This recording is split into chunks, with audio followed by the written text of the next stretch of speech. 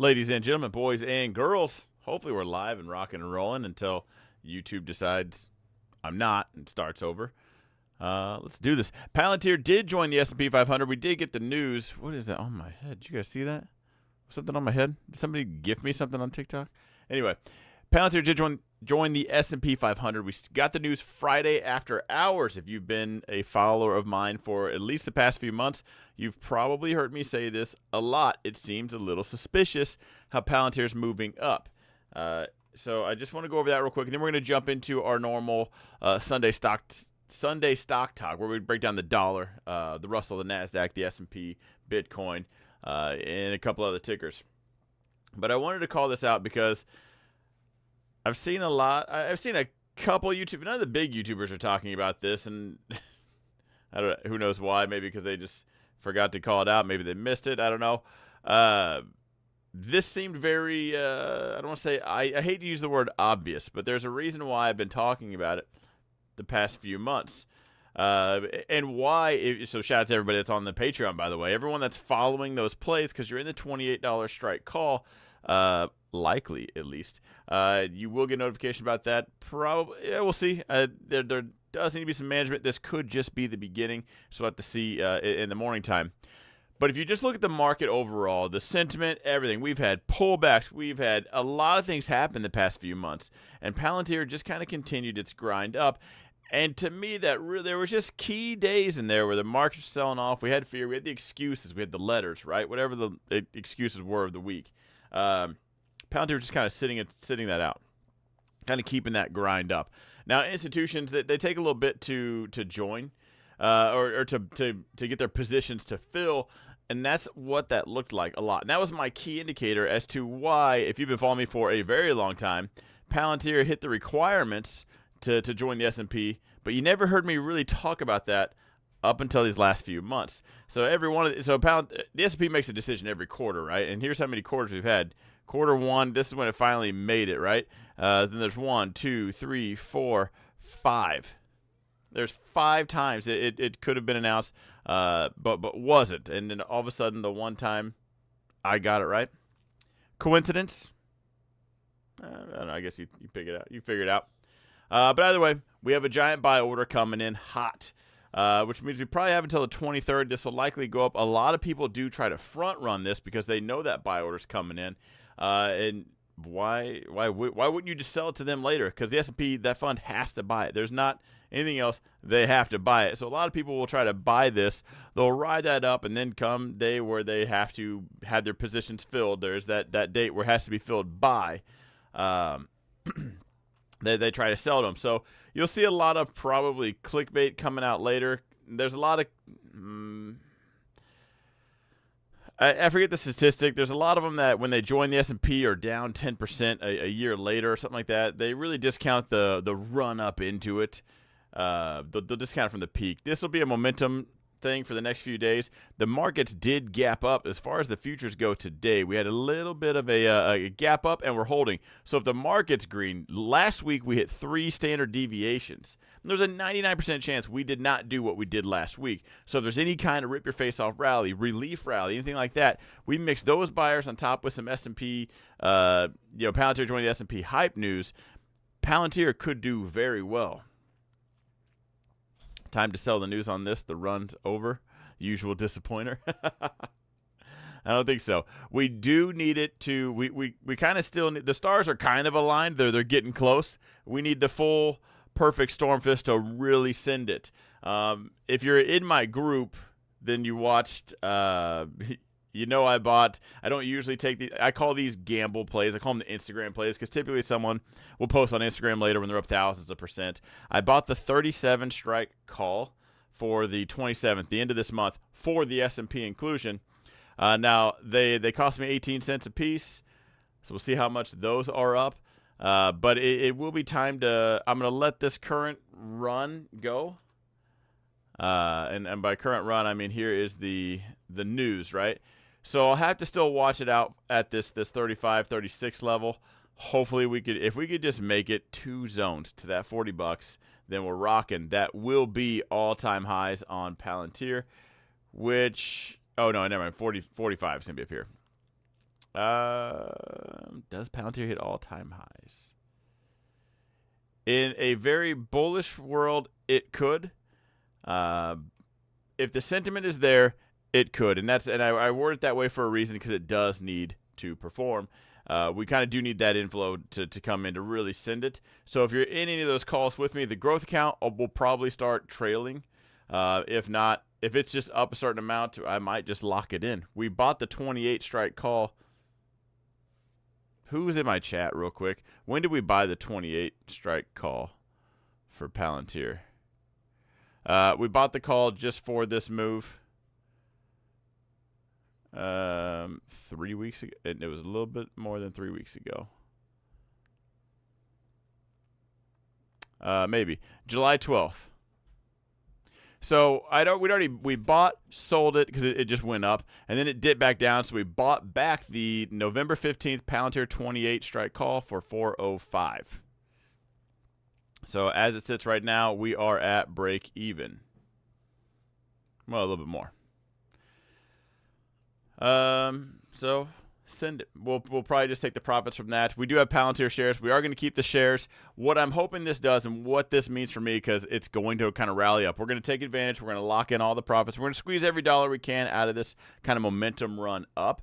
But then when it pulls back, after there's the S&P inclusion, right? Once that's all done and it all settles, it's going to pull back. It probably really will.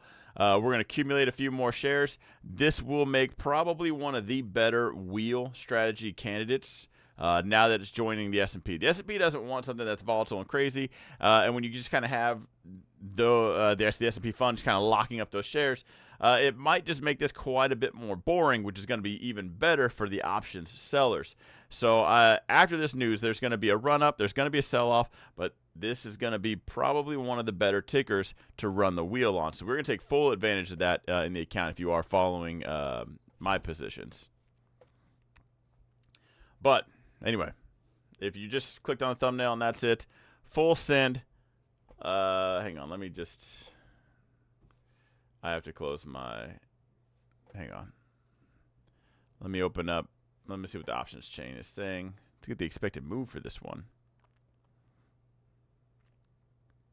I do, however, need as many followers as I can on TikTok. Turns out I need 10,000 followers on TikTok. I forget what the page was or why, but 10,000 is my new goal. I was kind of just doing it like, let's do 250 this week, or 250 followers the next week. It's 10,000 now. I'm at 3143. I'm about 60 days into this thing. If we're adding the days I'm being serious on TikTok. I need 10,000. I need everyone to share, follow. Yeah, make sure you're following. If your grandma's like taking a nap, sneak on her phone. Make sure that account follows me as well. You probably don't want to see what grandma's uploading just in case. You know, you find out grandma's twerking. You don't want that. But take a peek. Give me 1 second. Let's see the options chain up and rolling here. Let's see what Palantir is working with this week. We are expecting a $2.48 move. That's insane. Because last week, let's see, last week's Palantir expected move was $1.70. The week before, $1.55. Week before that, $1.70. So about $1.70, $1.50. You know, we'll put it in that range. This week, it's not even an earnings week. $2.48. We're pricing in some fun.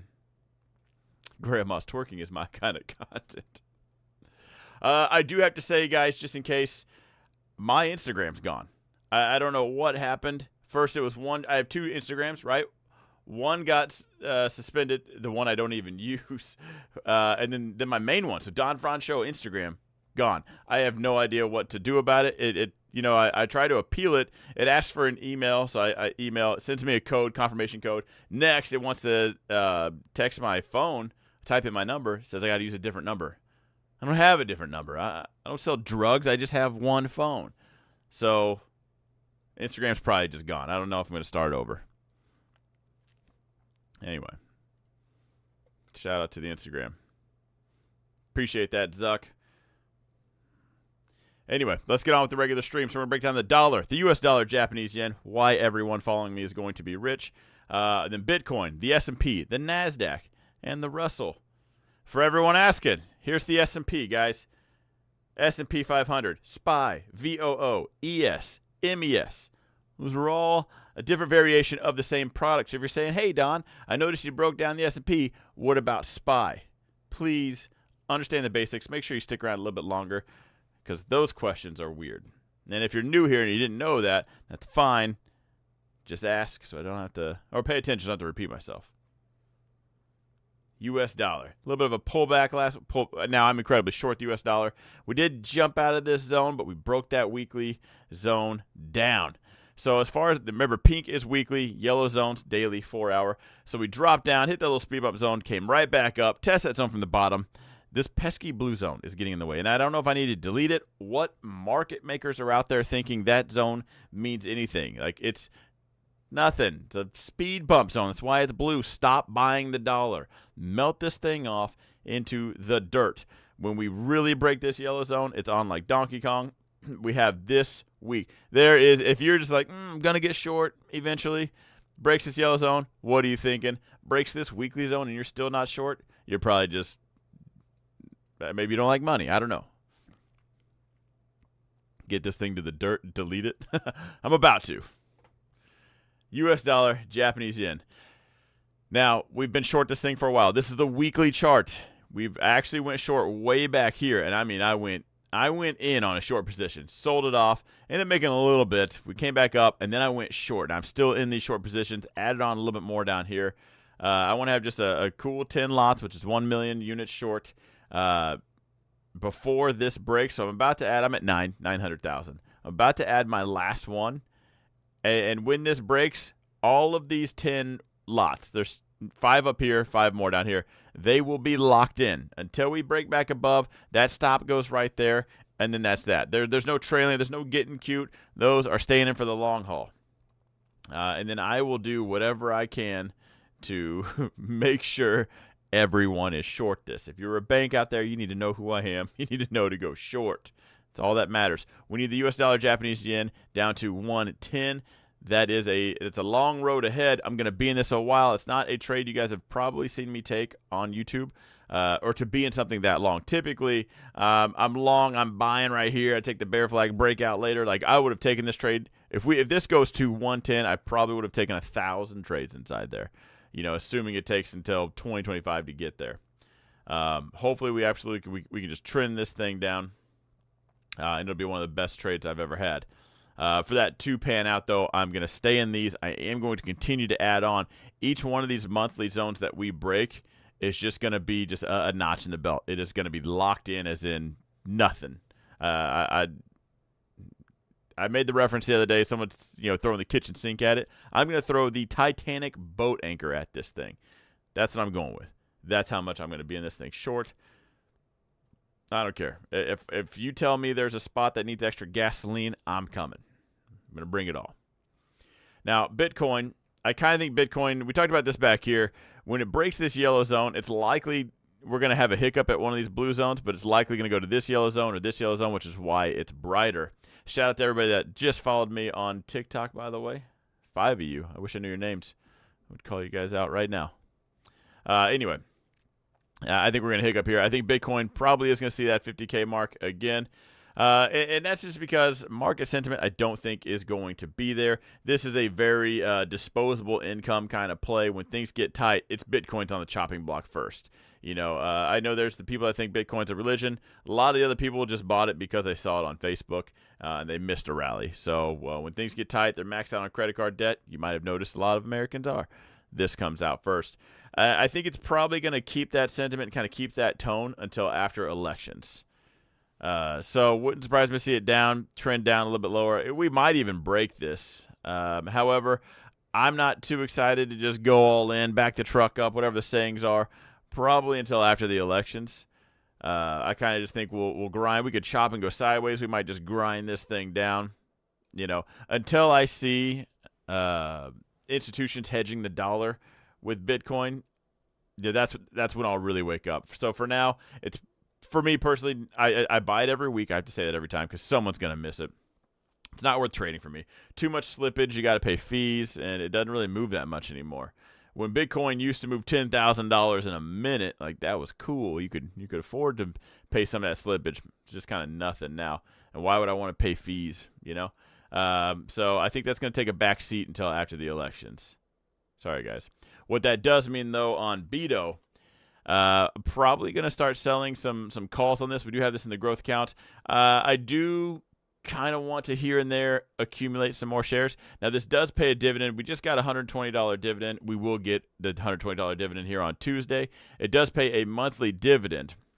So while that helps it with your it's just money from one bucket to the next, right? So it sold off a little over $1.20, but we're going to get $1.20 in dividends. So still technically red, but drip is not turned on. It is just money going into the account. It is not automatically reinvesting. I'm going to keep it that way for a reason.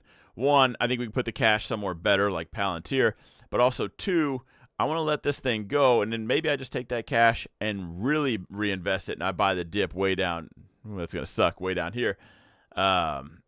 But that's where I'm at, because I do think once the election's over and Bitcoin livens up a bit, this will be a great ticker. And what I want to have is a much lower cost basis, not dividend reinvest, kind of keep my average high and kind of really lock it in. If you guys ever noticed that, if you dollar cost average into something, eventually your price just quits moving, right? It's just not that big of a deal anymore. How I keep my averages down, just kind of let the red candles do their thing. It's clearly selling off. It's doing just fine. I just told you sentiment on Bitcoin, not really that hot. It just doesn't have the spotlight right now. So let that thing go a little bit, and then we're going to chunk in. We'll keep the dividend, but also as it pushes up, we'll catch some of that. So no more Beto for a little bit. We're gonna sell some calls, but I'm gonna wait to buy. I'll probably start selling the 19 strike calls. If the next week out doesn't really pay much, it'll be 2 weeks out. But I won't do that at the end of the month because I'm not going to play any. I guess we can, because dividend time, just with the accounting, they'll take that price straight out of the shares. So we can probably just sell calls clean through.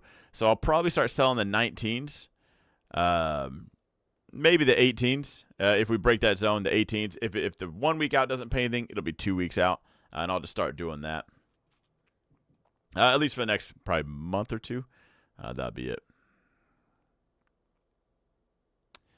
I should have bought when Bitcoin was 5K. Yeah. Yeah, but I mean, if you're going to play the shoulda, woulda, coulda game, why would you buy it at 5K? Buy it when it was at $12. Now that's a dip buy, okay? If we're gonna play that game, let's make it interesting. I should have won the lottery. Just remember that if you ever play the shoulda, woulda, coulda game, why would you ever play it with some boring numbers? Make it spicy, Even I didn't really go all in until, not all in, but I didn't buy a lot until it was at 16,000. All right, the S&P. Now, I think we're setting up for a RIFOR. You guys know what that is. If you guys don't know, it's probably because the YouTubers you watch don't really follow anything. A RIFOR is a rally that happens in a strong sell-off, and we are set up for that right now. We went 3 standard deviations down. Now, we could just park it here for a little bit. Last week, we went 3 standard deviations down, which means a 99% chance that was not going to happen. 1% chance it did, and we crossed that line. So we surprised a lot of people to the downside last week. Now, when that happens, somebody's just sitting there like Mortal Kombat, just kind of dazed. Like they need to chill. They need to gather their thoughts. So we might just go sideways for the whole week, or we snap this thing back up. But right now, a lot of the bears are excited. They're thinking Chicken Little status. The world's going to end. The sky is falling, short everything to the dirt, which is amazing because all it takes is just a little bit of a wrench in those gears, a tiny little buy order to gap that thing up. Next thing you know, they're taking profit. When shorts take profit, it's buy-side activity, which is just all the further we need. Everybody that bought the dip, everybody getting out of their shorts, just absolutely sending it. Then it sends that thing up. So if I was short, I would be on the lookout for that. RIFOR, by the way. Rip your face off rally. But we're going to call it RIFOR from now on. Period. Colton says, thoughts on GME and NVIDIA. Probably my thoughts are those should never be in the same sentence. But I should have bought Taylor Swift's first album. All right. As far as the S&P, let's go. I got to answer this. S&P daily candle needs to be huge, otherwise bearish engulfing. That's wrong. This doesn't really matter. The bearish engulfing would be engulfing the previous candle. Gapping up here, if it was to gap and go and anywhere in here, that's not an bearish engulfing. That's nothing. It's an inside day. This is a bearish engulfing because it completely engulfs the previous candle. As far as the expected move right here for the S&P, let's just do that real quick. SPY is expected 1295. Oh, man. That seems high. SPY last week was 830. So, we're pricing in some volatility this week. Likely because they got caught, stepping on their own last week. 1388 for the NASDAQ. That's QQQ. Let's just check the Russell while we're here. These should all be elevated. 656. IWM is usually 504. QQQ 1151 last week. So we're pricing a little bit extra this week. The chances of you going 3 standard deviations 2 weeks in a row, very slim to none. So Don was an English teacher in his former life. Ryfor. I definitely wasn't. Maybe a warlord. Just kidding. All right, so the S&P, we had a little bit of a gap up as far as the open goes. We have to watch out for this zone right here. Let's get into the hourly. Where did we call it out? Yeah, so we kind of had this little base out here, sent it. Let's just draw out a little. These white zones, guys, are just, they're typically 15-minute is why I would draw them for a lot of the futures traders. I would watch that. Getting above that, we'll have to contest with this. That's going to be your big one. As far as this week goes, I can see us hitting this zone up here.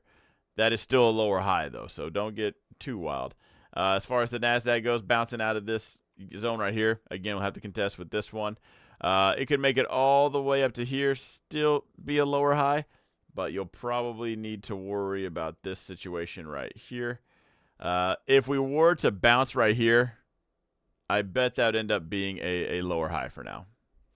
So what you would want to see is that we hit this white zone, pulls back, hits this blue zone, and then pushes up and hits this white zone. At that point, that was probably high or low. We're going to look for the higher high and kind of make it to this zone.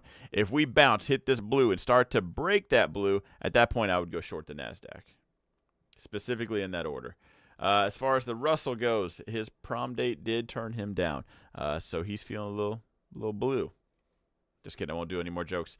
As far as I would trust the other ones for this one looks the weakest out of all of them. If the whole market's going to be bullish, just the sentiments there, you might catch some buys there. If the Russell breaks this zone, you could probably short it. Not with utmost confidence, but it would be an easy short to go from this blue zone to the yellow. Warlord for sure. Someone says more like crazy kid. I for sure was. I was definitely a problem, and no matter how you want to, how you want to put it, as far as my previous life. Okay, so we've gone over them all. Tesla had a little bit of excitement. I did buy some Tesla leaps. We hit that white zone and blue line. I don't know if I went over this on TikTok or YouTube, but I did go over this in my mentorship group, so just to play it safe. I talked about before this red candle happened.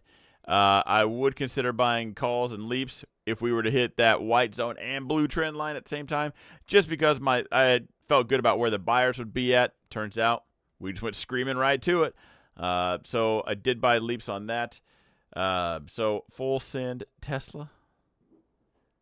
Did I buy leaps? I bought call options. But now I'm thinking, did I buy this December or next December? My group will probably tell me. Anyway, I am bullish this week. Bullish Tesla, bullish Palantir. Meta needs to absolutely send it. Was waiting for Meta to kind of hit this zone. Anything below 500 for me on Meta is a buy. Personally, I was waiting for it to hit that zone. I was going to sell some 490 puts on this. If it were to break that, I will sell 480 puts on Meta, and even I would let it get assigned. I'm not too worried about owning shares on that one. It is my number one position. Tesla is number 2. Nvidia is number 3. Let's talk about Nvidia real quick. It's melting down. Everybody should panic. If I was short this, I would be nervous. I've seen a lot of people say don't buy it until 90, 79. I've seen it all. 100, 90, 80, or whatever. Buy whenever you want. There's a very different conversation to be had on I'm going to buy it at this price and I'm going to short it to this price. If I was short, I would be nervous. The fact that this dropped below 100 and it got snapped up so fast, people's heads were spinning. So if I was short this is where I'd be thinking it's time to probably take some profit. Is the risk really worth it? You'd have to be a stone cold, like this thing sucks, to really be short this thing, hoping it goes to 79. I guess it very well could, right? It's not a zero chance of that happening. I would just be careful of NVIDIA sub 100 if I was short. Now, if I had some limit orders out there to buy it. First of all, I would probably, if I could afford 100 shares, I would just sell the 90s. I would sell the 90s, 80s, and 70 puts all day, every day with my eyes closed. If you jumped in my chat right now and said, hey, I'm thinking about selling the 90 put for NVIDIA for November, what do you think? I would just think how much you're going to collect. Sure, the answer is yes. 80, 70, same thing, you're going to collect a little bit less. Probably at any expiration date. I would just take it. I would take the shares. I would take the premium. Those, to me, would just be an absolute no-brainer on those. NVIDIA's expected move puts it at 95.15, so literally right at that blue zone. I don't know. Now, if NVIDIA makes it to 95, I have a lot of NVIDIA. I kind of want more. What I'll probably end up doing, I'll probably sell if we get to 95, I would sell smack dab right at the money, 95 put, and just get paid to buy it. The reason I hesitate is, is it worth me selling the put, or should I just flat out buy the shares? And I might do a little bit of both. I might sell a couple puts and buy a couple hundred shares. And that'll likely end up being the play. Right now, I can tell you right now, if it were to sell off and hit that blue zone, we hit one standard deviation down on NVIDIA, then I'm just going to sell an at-the-money put. It'd be nice and juiced up then, too. Because what makes those puts soar? Those nice red candles. Can you imagine if NVIDIA, what that put would be if it just went screaming down? We got Vega in the house, Delta, Gamma, all the Greeks just showing up for me. That's what I would feel like. So I would sell that one easily. I might even shoot Pelosi a text and say, hey, you getting some more? Because I'm getting a whole lot. I was just curious. Let's see. The expected move for NVIDIA puts it at 110.81, which is also this yellow zone. So it's going to put it right around here. I can just thank you for that, Monsoon. Let me just do that while I'm here. 110.81. Let's do this one. For everyone that has my charts, you guys will have. I'll update these. I haven't done it yet, though. So there's NVIDIA's expected move. Thank you, Monsoon. Right now, I'm thinking. I think the trend is down, but I think the shorts have to be taking some kind of profit. We snapped down a little too much. Someone says, I don't know, Casey, my puts made a boatload of money last week. That's a good comment. Let's talk about that. Full port calls or puts? I hesitate with the full port. This week it would be calls. Your puts made a lot of money. Now, when someone comes in and says, man, my puts made a lot of money last week, what did I just tell you guys? And now this is what there's a difference in celebrating and like, I had an awesome trade. Pat yourself on the back. Go post it in Discord or Instagram so you get that digital high five from someone you'll never meet. All about it, right? Get the thumbs up. Get those little hearts. What I expect people to be doing on my TikTok channel right now. Clicking the heart button 1 million times. Quite frankly, 1 million. Give or take 6. What you don't want to do is let that turn into any kind of confidence, because last week we went 3 standard deviations down. There was a 1% chance of that happening. Of course your puts made money. Take that same play 51 other times out of the year, depending on how you structured it. If you went at the money or if you went, because a lot of people made money on puts last week on out of the money puts. You could have gambled your way and made some serious money last week. But there's 52 weeks in the year. You take that same trade the other 51 times, they're all losers. So there is a difference in being right and coincidentally right. Half these gurus on YouTube, the times they are right, it was just a coincidence. They bought it because the fairy tale, the tooth fairy told them to. There was a full moon followed by a shooting star, so they took to astrology. What color tie was Powell wearing? Was it purple? Was it pink?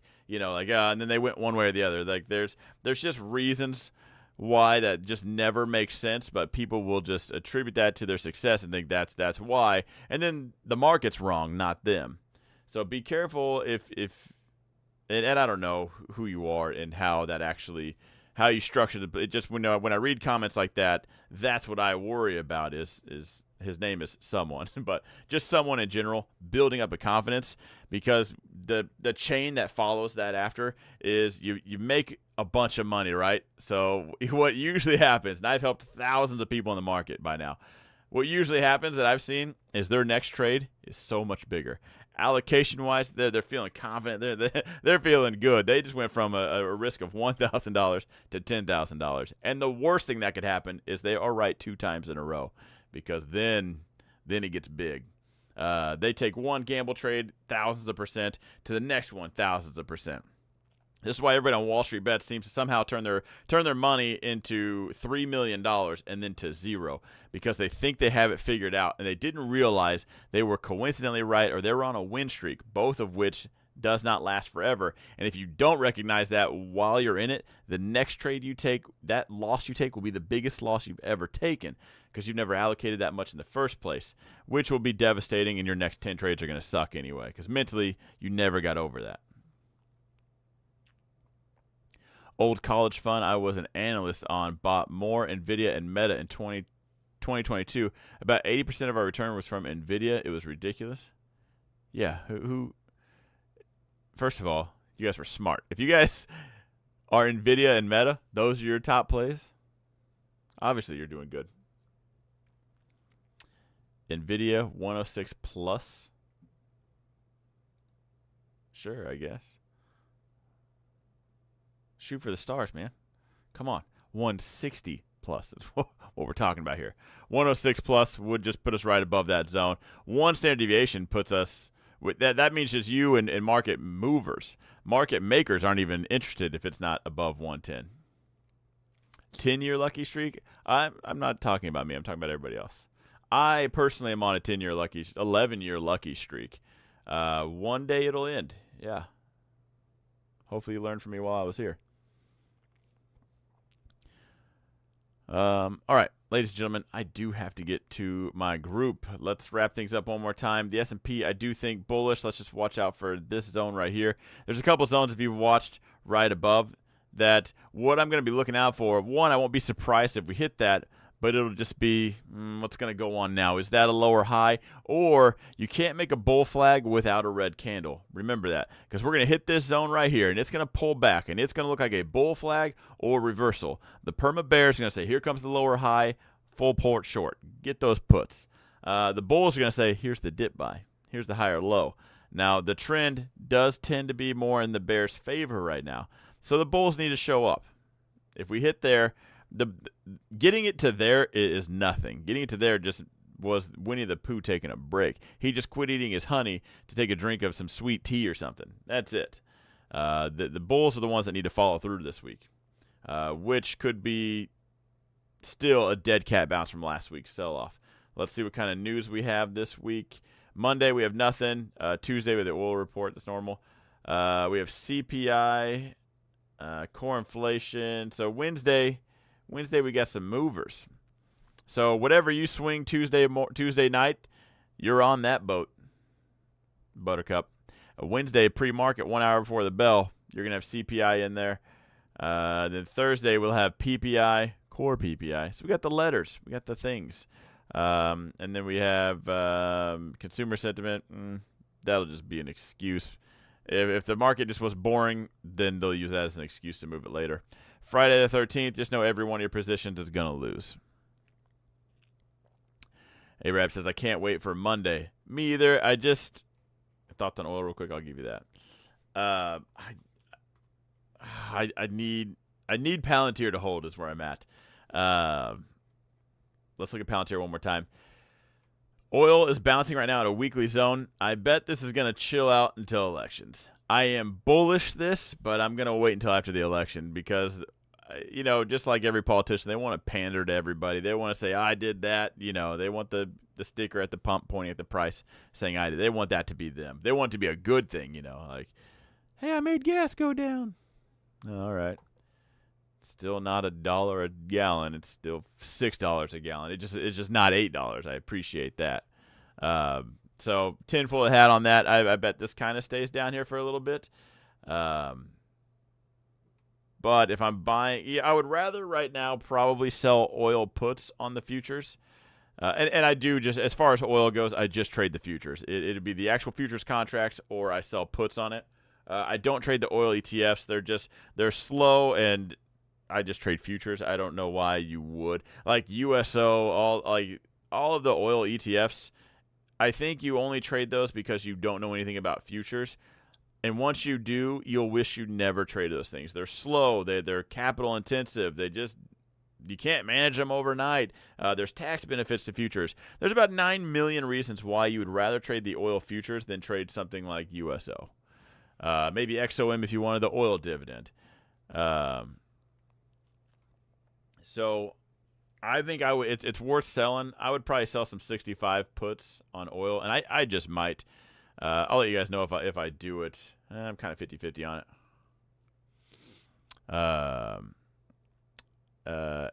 it. It's Trip XE.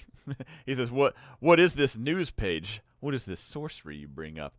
It is myfxbook.com. Just click economic calendar. You'll see green, yellow, maybe it's just orange. But they are color coded. If you're trading Forex, you just make sure. I don't really care what the news is.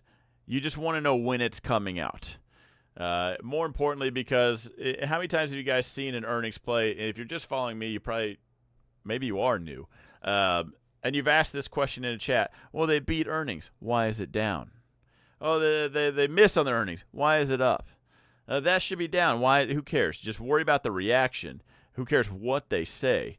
Because the reaction is how people vote with their wallets. That's what's more important. I don't care if they come out and say everyone gets into Disneyland for free. Maybe that would be bullish in some scenarios. I don't know or care why.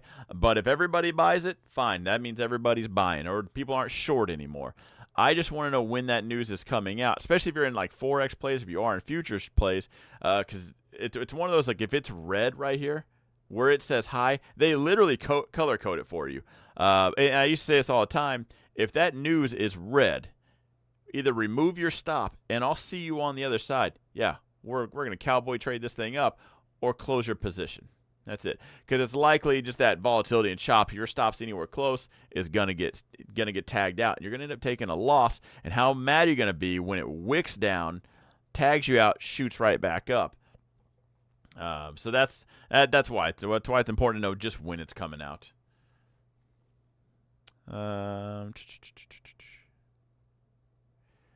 Let's see. If war breaks, oil will go up. Yeah, but I don't think oil is going to break right now. I don't think war is going to break out right now. Let's get the next president in line, and then war will be the excuse then. That's kind of where I'm at. I want to make sure I have all the questions. My contracts in U.S. dollar, Japanese yen. How did I learn to trade? I can tell you guys. I'll answer this last one, and then I gotta. It's Tesla, Nvidia, ABB. My contracts on U.S. dollar, Japanese yen. I like talking about those because I'm gonna have a whole lot more by the time you're done watching me. And then how did I learn to trade? And after that, we will hold your thoughts. We do have to check Palantir real quick because I said we'd break that down a little bit more in case anybody's waiting on that. Palantir right now, 32.70. JK, let's look it up on Robinhood because Robinhood is open as of 16 minutes. Let's see where Palantir is at. I think it says 32.80. 32.82. So we're a little bit up. We need it to stay above this zone. We need it to send it. We need to be comfortably above this. We break that 33.15. I think we're rocking and rolling. The next target will be 36. Do I trade support and resistance? Kind of, but since I know how things actually work, I call them zones. If you trade support and resistance, you are so close to a profitable strategy. Stick around for when I answer how did I learn to trade, because it will make sense. I do say I skipped the stupid phase a lot. Most people go through it. I lucked into what I do, and I'll explain that here in a bit. Tesla, I'm just bullish. I guess I would have to, if I was buying it right now, my stop would be 205.45. Breaking that zone, we're probably going to hop right on down to that 195-ish area. No sense in riding it all the way down there. What was it, NVIDIA? An AABB. Hang on, I'm going to do AABB because I got to keep up with the chat. Asia Broadband. This looks like a momentum ticker. And it's 5 cents. Bang it. And it's an OTC ticker. Sweet. This is not my wheelhouse, I'll be honest with you. So I don't know. It's over the counter for the reason. My particular strategy might not be the best in here. I can't. You can have stop losses on these, can't you? I would at least have an alert. If it breaks 4 cents, it's probably going a lot lower. I think a lot of people. Now, this is probably something great for support and resistance. Getting resistance is going to be a little over 6.5 cents and 4 cents. I would have to watch that range. Now, it's cruising up, doing good. I would just play this trend. The second that higher low breaks, I'm out. Comes right down to it. Okay, we're horizontal. It's holding. Nothing's actually changed yet. Breaks that, we're probably going to sell off quite a bit more. NVIDIA, I am bullish on. And if you guys have been following me for a while, or at least this past little bit, I told you guys kind of have my thoughts on NVIDIA. Anything below 120 is a buy for me, right? It's like, below 120, right, not bad, I'll pick it up. Again, at 110, it's on sale. Let's do this. We're as close as you can get to that $100 mark. That's what I meant to say. From 120 to 100. Like, it goes from like at 120, I'll rate that at a 1. At 100, that is a 10. Buy it. I don't care if it goes to 90. I don't even care if it goes to 70. That would suck. 79, whatever people are calling out. I just like to buy things and my money go up. Let's just be honest. But it wouldn't worry me. This would be a long-term hold for me. If I'm trading, then I got to play these zones. But like I said earlier, you just have to watch. For me, there's again, I can't stress this enough. There's a difference in being patient and waiting to buy versus I'm going to short it because I just know it's going to hit this. And if you're short this, I would be really careful. You're playing with fire, because I think anytime NVIDIA gets below 100, so far it has just gotten snapped up with a vengeance. Looks like everybody's ready to buy sub 100. It hits double digits. I mean 99, 99. Someone's probably going to buy it up. And if I was short, I would want to be out of that. There's no way I just want to take a bat to the back of my head like that. So I don't know what your confidence level would have to be to just continue to stay short this thing and just assume it's going to hit $79. But I'd be cautious of that. If I was just going to wait to buy this, and I did not say this earlier, I meant to. If I'm going to wait to buy it at 90 or 80, what I would do is I would put an alert. So we see we dropped, we based, we're kind of dropping back off. Put an alert right above that. Okay, and if it bases out again, put your alert right above that. At least you only get alerted when it starts to turn back around. Because you can try to catch every knife you can, but if you just put your alerts right here, you're not going to be the only buyer, you know. At least somebody else is showing up to the crowd. So that's what I would do. If you're going to be patient to buy, let the sellers do their thing. If it's trending down like it is right now and you're waiting to buy, the sellers are doing a good job. Just let it do its thing.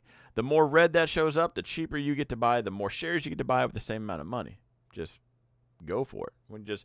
There's no rush. This particular case, you might want to babysit a little bit closer at that sub 100. Watch out for this kind of activity.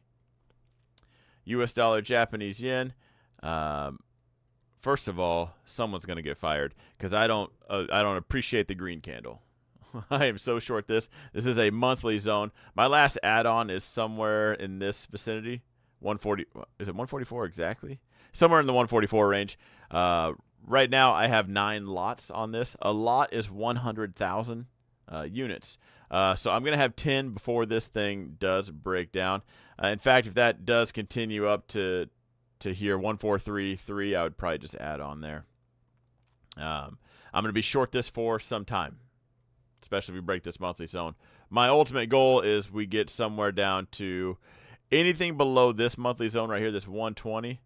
For me, amazing. Gain trade.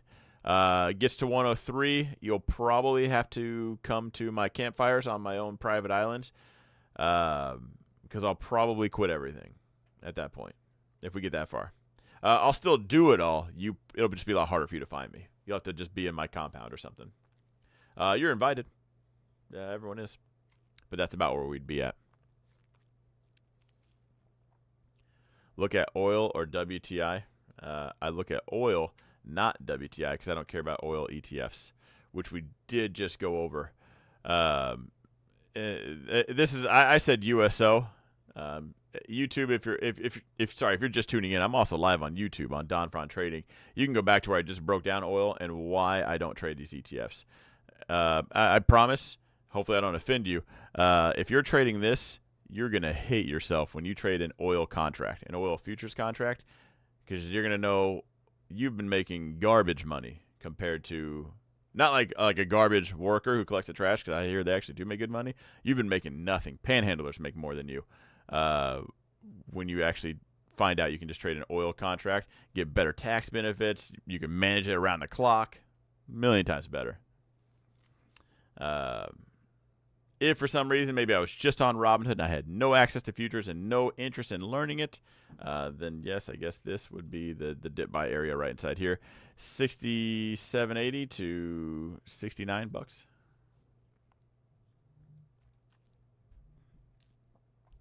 Is NVIDIA going to hit below 98 resistance?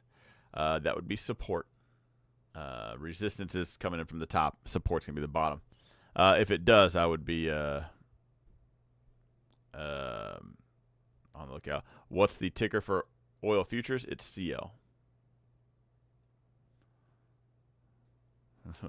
Mike says, I love you, Don. That's funny. Okay, so let's talk about how did I learn to trade. This is very important because I did skip the stupid phase. Everything you're seeing now, I kind of did luck into in the beginning with withdrawing zones. One, I knew everybody was stupid. I'm just of the belief that most people are. Once you prove to me you're smart, then that's fine. But I'm not let down very often. Sorry, bad outlook on life. I get it. But I just knew, I always say this, like if there's a gymnasium full of 100 people, all of them are going to tell me they know how to trade. 95 of them have no idea what they're talking about. 5 of them would, but I would have no idea who they are, and I couldn't tell the difference. So like, well, I'm just going to skip that. Let's just jump straight to the banks and how they make money, which you kind of have to be on that tinfoil hat. It kind of gets upsetting, too, because then you find out why there's so many people pushing you to have a savings account. It's because they just want to make money. You can do all this yourself. That's what the bank's going to do with your money. So they do appreciate you having a savings account. That's why rich people don't really have them. You can't save your way to being rich. That's a whole other rant later. Man, it really annoys the crap out of me, too, because people just want to keep saving like that's going to do. They're just throwing their money into a fire pit. You're just giving your money to somebody else to make money, and you make nothing. And it's, yeah, he says it's called fragmented investment banking. Yes, so they can take your money and make a lot on it, which is why they really appreciate you having a savings account and why they tell you to do it.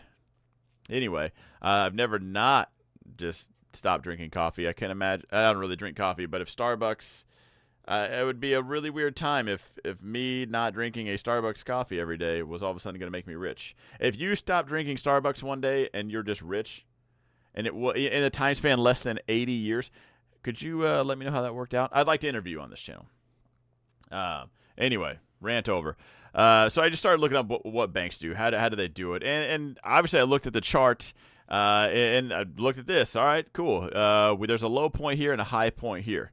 Okay, now later I would find out that's called support and resistance. That's cool. Okay, I like that. I'm going to buy low and sell high. That seems like a pretty easy deal. It's what the banks, everyone says to do. That's cool. I did tell a couple people I was getting into stocks. They told me not to do it. It was just gambling.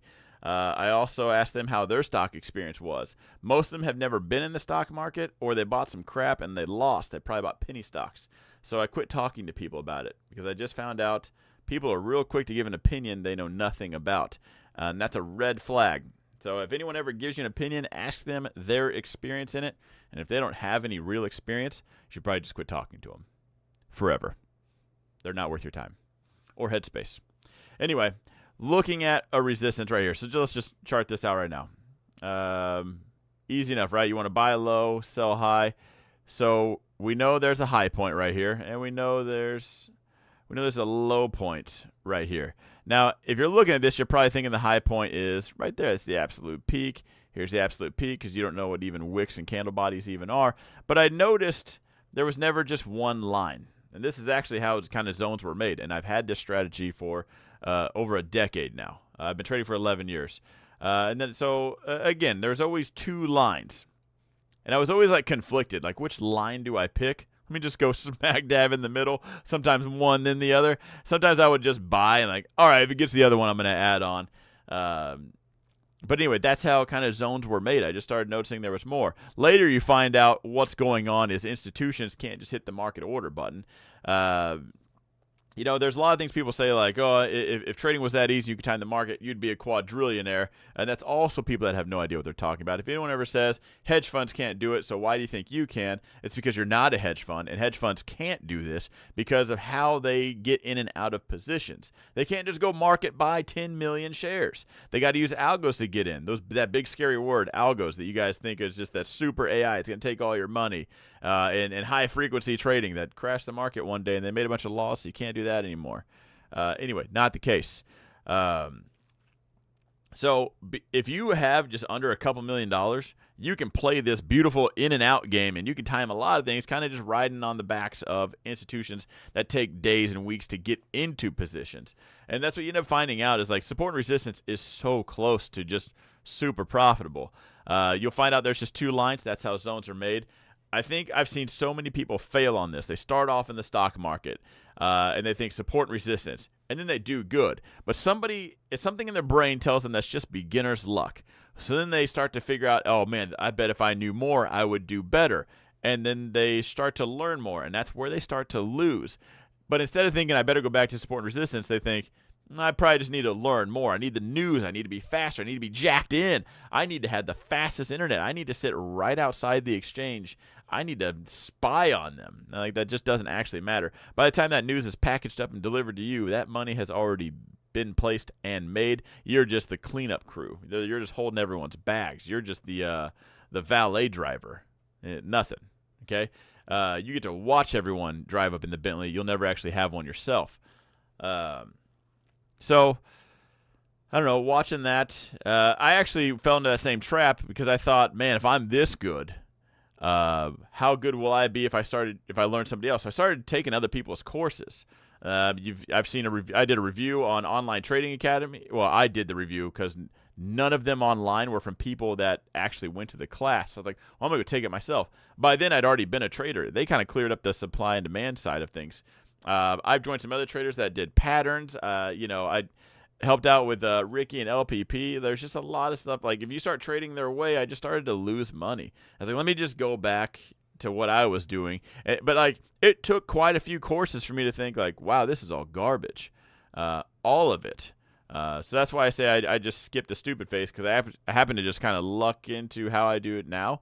And I didn't fall into the other trap of let me throw up 9,000 EMAs, let me watch the VWAP, because I started looking at the definition, the average price, the volume-weighted average price, and people were bragging about buying above everybody else's average price. It's trading above the VWAP, let me buy. That sounded backwards. That's like going into Walmart and they said, hey, it's not on sale, it's actually $25 more today. And you're like, ha, I'm going to buy it. And then I'm going to brag to my friends that it was normally priced at $100, but I paid $125 for it.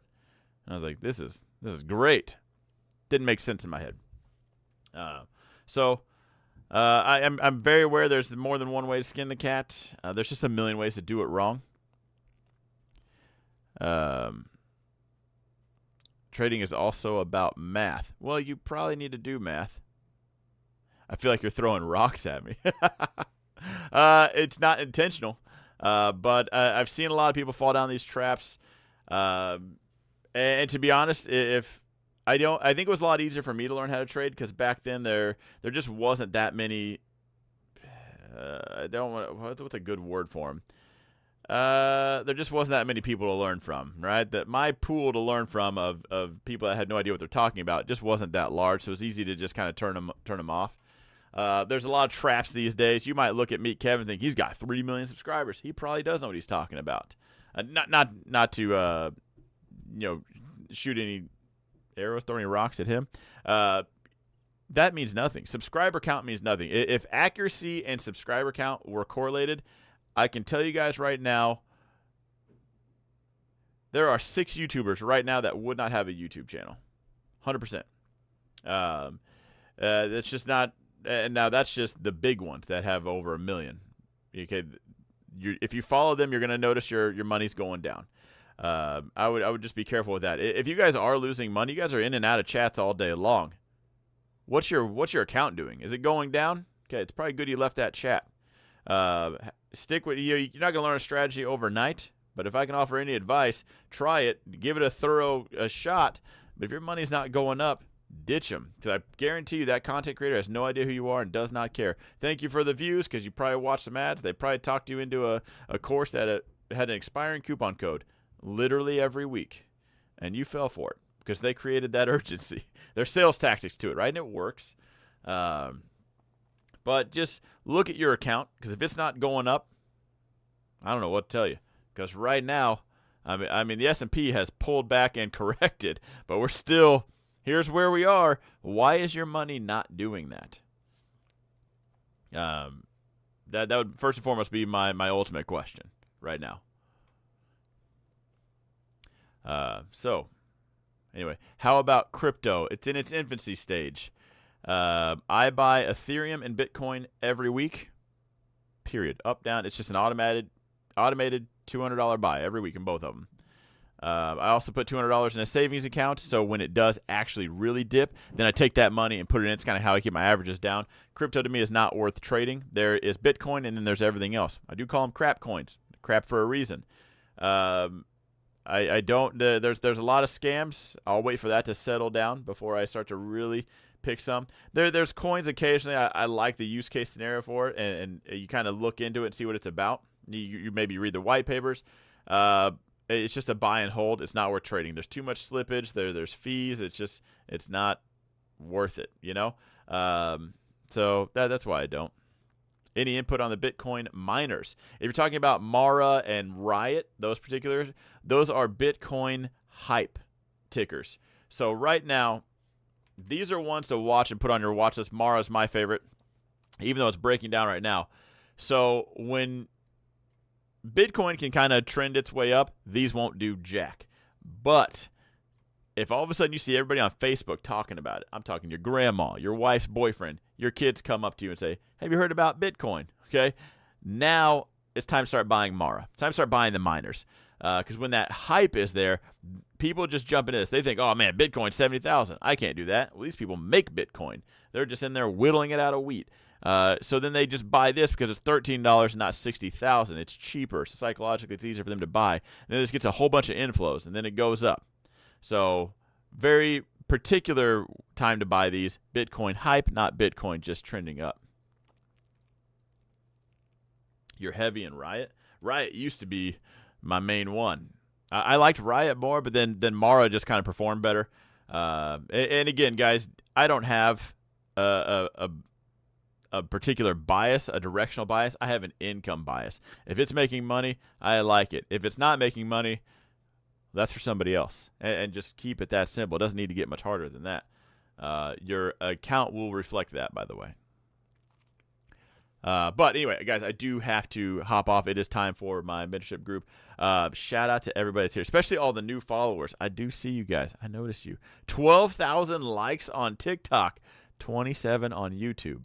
Huh. Wonder if I'm going to stick around on YouTube. Just kidding. I like the MACD crossover. It works for me. Do you use it? I do not.